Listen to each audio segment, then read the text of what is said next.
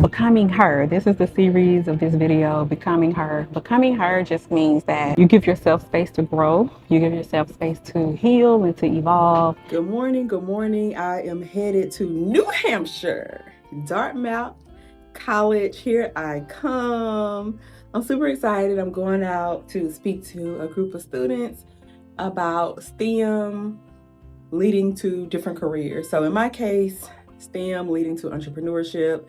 The panel is called Beyond the Lab, and I am just so uber excited to go out to New Hampshire for one, but to meet the students and just enjoy the conversation. When I tell you I feel so sick right now, I literally feel sick.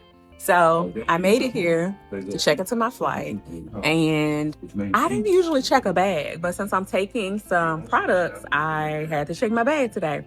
Get to the gate. She was like, "You're 5 minutes late for checking in. We can't allow you to go on this flight." And I'm just like, you have to be kidding me. There's a cutoff time, right, to check your bags, but I didn't think that. I thought I had enough time. I didn't know that I was 5 minutes late for the checkoff. And so she was like, "We can rebook you, but you won't get there till like midnight tonight."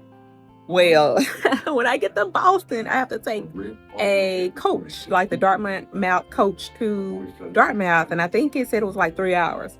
At midnight, there's probably not going to be an Uber to take me from Boston to Dartmouth. So I was like, maybe I can spend the night at the airport and then take the coach in the morning. But it'll just throw my entire schedule off. So I had to, hi.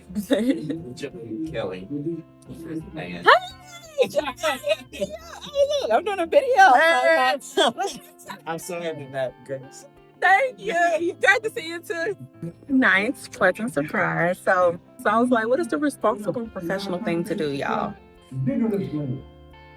So I got online and started looking at other flights. Delta, you already know. Delta is like one of the most expensive flights to catch. So I was able to find a book flight for Delta. I'm about to board now. Y'all, that ticket was $1,500. $1,500. I just don't know how to feel right now because I had to pay for a flight, right? But now I have to pay $1,500 for this flight. But you know what? It is what it is. I try to find a silver lining and everything. I guess one of the silver linings is that I'm flying first class. That was the only ticket they had left. And if you know me, I don't care nothing about flying first class. I would sit at the back of the plane if I have to. But I get to fly first class. And another thing, when things like this happen, I say, you know what, God?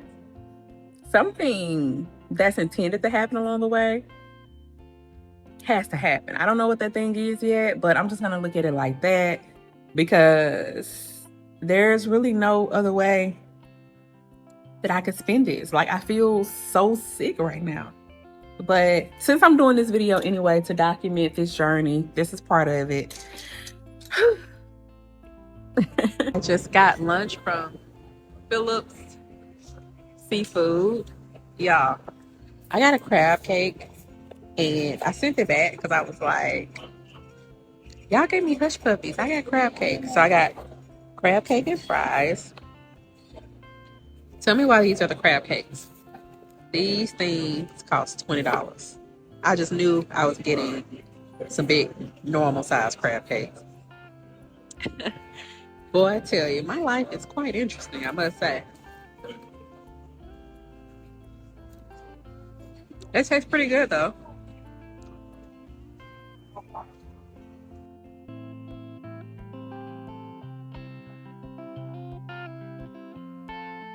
So I am headed down to meet Dr. Booker to pick me up to take me to the panel. Super excited for today's conversation. And I think during these type of conversations, I'm always mostly excited about the questions that, the students are going to ask and that people are going to ask because of answering questions, especially the type of questions that are like burning questions for them. So yeah, I'm excited. And It used to be very hard for me to prepare for things like this because, like I shared with y'all, I used to be very shy. And I'm still an introvert. I'm going to forever be an introvert. And I just learned how to turn on, I guess, extroversion for things like this. But I used to be very shy. That's something I worked through. And so the way that I prepare for events like this is I just go up. Hi. Hello. Hey. So I was saying the way that I prepare for events like this is I just go in and just answer questions authentically, just be yourself, draw from your personal experiences because nobody has your experiences like you. So I'll come back and let y'all know how it goes.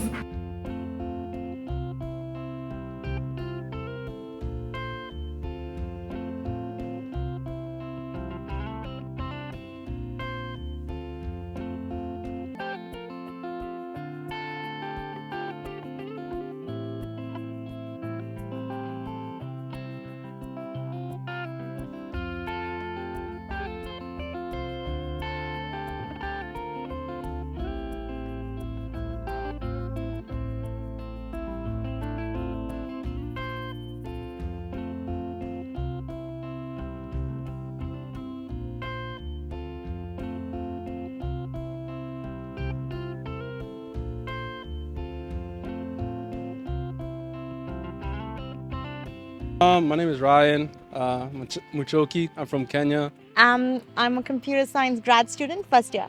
Hi, my name is Kirsten Harris. Definitely, yeah. I think the thing that helped me the most in that time is obviously my faith, Jesus Christ, and my Lord and Savior.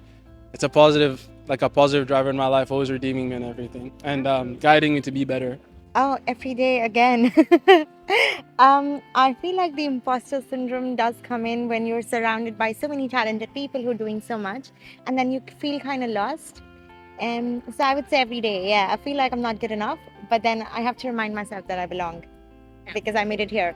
Yes, I have felt like I wasn't good enough before. And what I would tell somebody is honestly just to take a breather and really think about the fact that you belong in this world. You belong wherever you are. You belong wherever you put yourself. And just to keep working towards your goals because it'll all work out in the end. You're never truly unworthy. You maybe just feel unworthy in that moment. And you have to know that if a perfect being can love you enough to die for you, then you're not messing up that bad. It's gonna get better. It's a season. Wherever you are, you've made it there, just like everybody else. So, well, you're enough. Even if you think you're not, you are. When I'm overwhelmed, I honestly just kind of like shut everything else out and I just focus on myself. Just to kind of take a step back and so I can like prioritize things and so that I can just realize like what is really truly the problem and then kind of start there, work backwards. Yeah, like I'll probably get something to eat, honestly. Food is comfort. I might like watch YouTube or like go scroll on TikTok for a little bit and then I'll step back into the real world and kind of figure out like, okay, let's fresh start, let's start over and everything will be okay. Be around guys like this. Like my friends, just be around my friends. They help me like focus on like the positive things in life. They've been with me through a lot, so yeah. Oh, wow. So I was overwhelmed yesterday.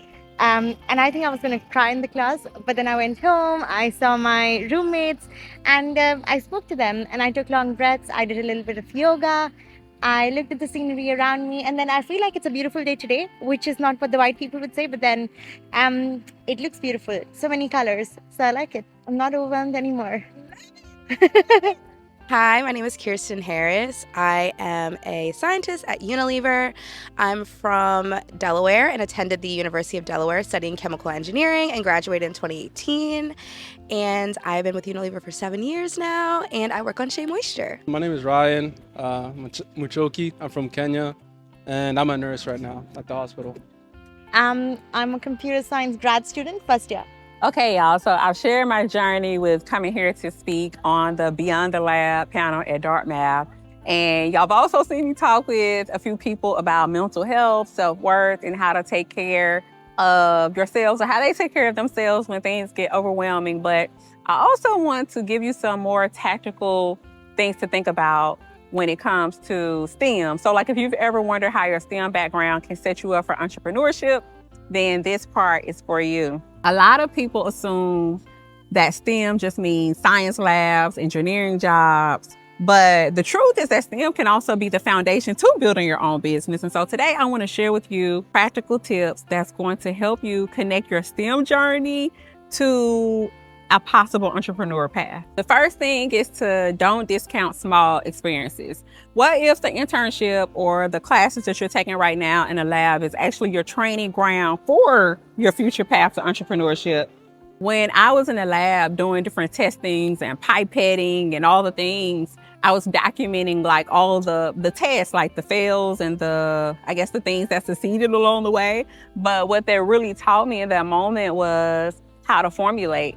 I never knew that I was going to one day start a business and formulate my own products, but it was just that experience and that exposure, which at the time could have been deemed as a small experience, but it was actually that exposure that led up to me having the experience to do the things that I'm doing now. And so don't discount any of the experience, any of the things that you experience along the way as small, because everything adds up and forms a beautiful end experience. So use everything. I always say that nothing is wasted. So embrace every part of the journey that you are blessed to receive while you're on your journey of learning. And the next thing is just embracing the unknown. Like, if you don't know what you're doing, it's okay. When I was in that lab, y'all, I always like to tell people that I didn't know what I was doing. I felt lost. But it was those same skills of the unknown that helped prepare me for entrepreneurship, because a lot of entrepreneurship is navigating uncertainty, navigating the unknown. And so you're not going to have all the answers at any given time. And so just embracing the moment, leaning into the things that you don't know, and learning what you can is going to set you up later and all come together full circle in the way that it should be. The next thing is that STEM is not a box. STEM is not a prison. Like, you don't have to be limited to just one career path because of your degree. If you study organic chemistry or engineering or anything, then many times you're going to realize that those same skills can be applied to product development and business strategies. So you have to see your degree as a foundation and use it as a springboard to explore different passions and different things that you may want to do. Like, you don't have to be beholden to one thing, right? Just give yourself permission to explore, give yourself permission to try new things. And ultimately, that usually leads you to the thing that brings you the most joy. And then also, you want to add your personal spin to whatever it is you do in life. Like, how do you stand out when everybody around you is smart too? One thing I've learned is that my creativity and my perspective was just as valuable as my technical knowledge. And those were the things that actually helped to differentiate myself in business.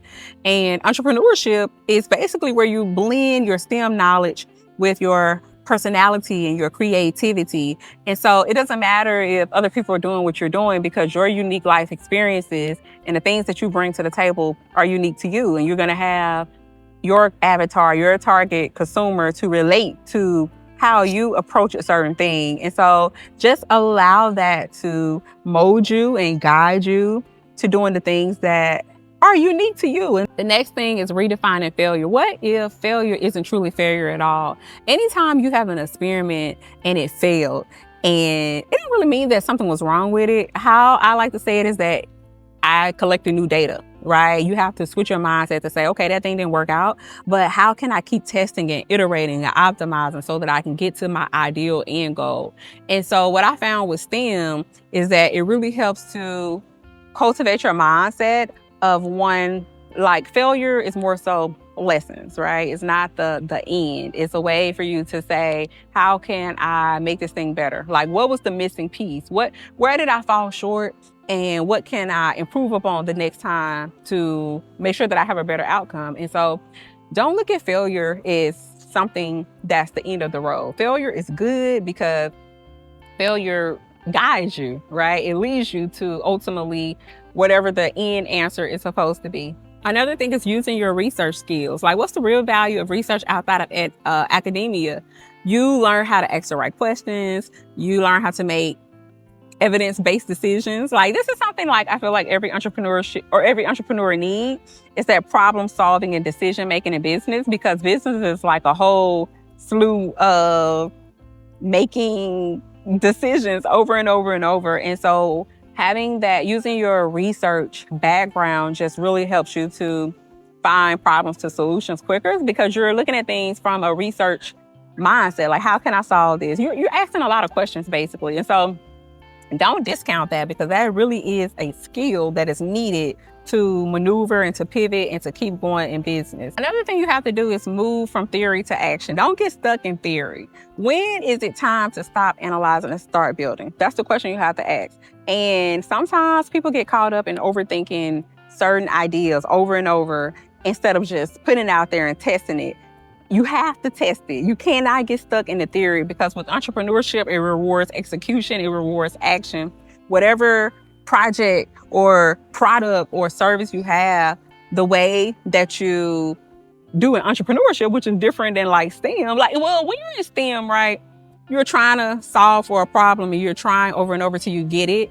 And sometimes you can allow perfection to hold you back and you don't want to move forward with a certain thing until you get the right data and all the numbers and things like that line up. But in entrepreneurship, that's where it's kind of different because you have to move. You cannot hold your feet and stay in one spot. You have to put it out there, see what the market says, see what your customer says, and then take that feedback and implement and change it. And so that's one of the things from research or from STEM. You're doing it anyway when it comes to iterating. The only difference is that in entrepreneurship, you have to iterate and move. You have to execute. And so that's one of the things that I would say, don't allow that piece to get you stuck.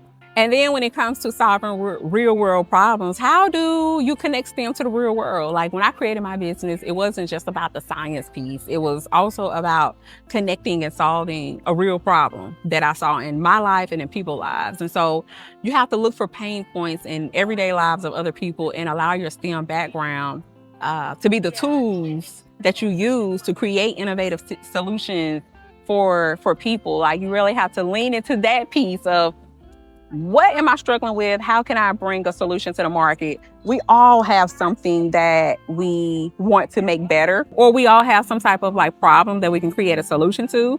And so STEM just helps you fast track that because you have like these innate skills that once you put it into like practice, it allows you to just create innovative solutions for the people who you're called to serve. And then I would say you have to shift from a student to a creator. What's the biggest mindset change between being a student and an entrepreneur?